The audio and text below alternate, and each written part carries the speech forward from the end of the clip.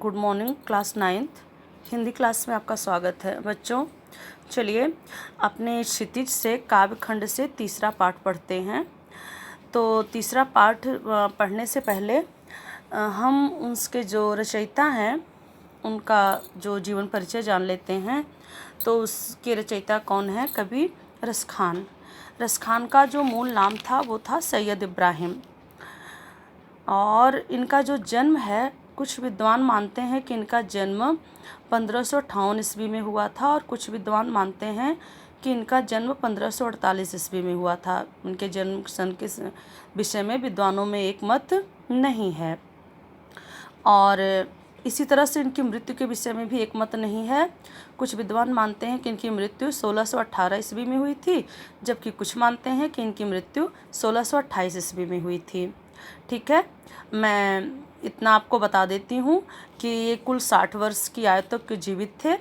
अब जो डेट आपको 60 वर्ष में निकले वो मान लीजिएगा, और वैसे दोनों में से कोई भी डेट आप लिखेंगे एग्ज़ाम में तो वो सही मानी जाएगी। ठीक है, क्योंकि दोनों अलग अलग बुकों में अलग अलग जगह दी गई है। और ये 1548 और 1628 ये आपकी जो पाठ्य पुस्तक है उसमें ये डेट दी हुई है। तो आपको अगर ज़्यादा कन्फ्यूज़न हो तो आप यही डेट याद कर लीजिएगा। ठीक है, तो चलिए एक नज़र डाल लेते हैं इनके विस्तृत जीवन परिचय पर। विस्तृत क्या, संक्षिप्त जीवन परिचय पर। तो देखिए इनका असली नाम जो है सैयद इब्राहिम था। वे अब काव्य में रसखान के नाम से कविता करते थे, और इनके जो पूर्वज थे, मतलब रसखान जो थे, वे दिल्ली के पठान बादशाहों के वंशज थे से संबंध रखते थे। और इनका जन्म जब हुआ था, इनके जन्म से पहले जो इनके पूर्वज थे वे मुग़ल पठान संघर्षों के कारण दिल्ली छोड़कर चले गए थे, इसीलिए इनका जन्म स्थान हरदोई माना जाता है। दिल्ली छोड़कर चले गए थे वे लोग, हरदोई में जाकर बस गए थे।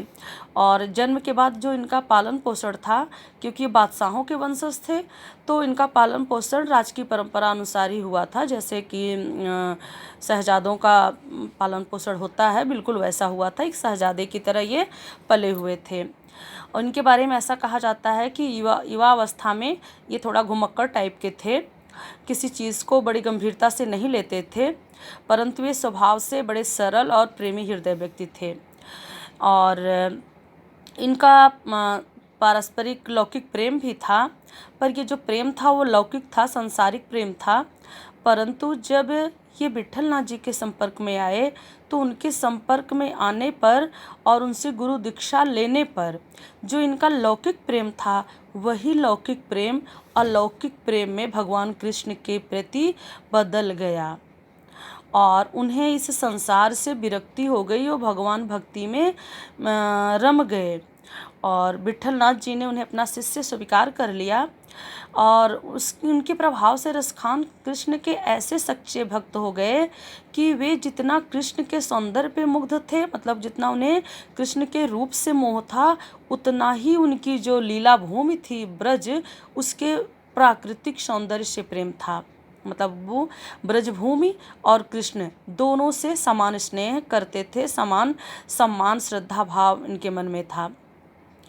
रसखान के जीवन का जो अंतिम भाग था वह कृष्ण भक्ति से ओतप्रोत ही था, और कृष्ण भक्ति से ओतप्रोत रचनाएं करने में ही बीता। मतलब जब ये विट्ठलनाथ के संपर्क में आए, उनसे दीक्षा लिया, उसके बाद कृष्ण भक्त बने, और उसके बाद उनका जो शेष जीवन था, उन्होंने अपना शेष जीवन कृष्ण भक्ति में ही बिताया। इनकी जो एक प्रसिद्ध रचना है 200 वैष्णव की वार्ता, इस ग्रंथ में रसखान ने उच्च कोटि का कृष्ण भक्त भाव व्यक्त किया है। और इनकी भाषा के बारे में कहा जा सकता है, चूँकि ये मुसलमान थे, जाति से मुसलमान थे, धर्म से, तो इनकी भाषा फ़ारसी भाषा थी। ये फ़ारसी भाषा के प्रसिद्ध विद्वान और कवि थे।